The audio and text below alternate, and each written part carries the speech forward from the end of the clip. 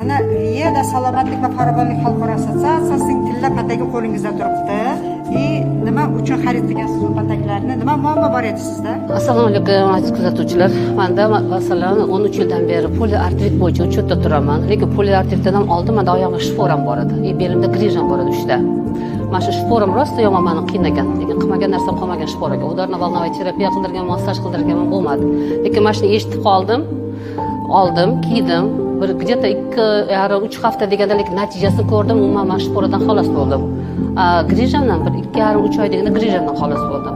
Poliartritga kelsak, poliartritim hali ham bezovta qilib turadi, lekin 70-80% yaxshiman.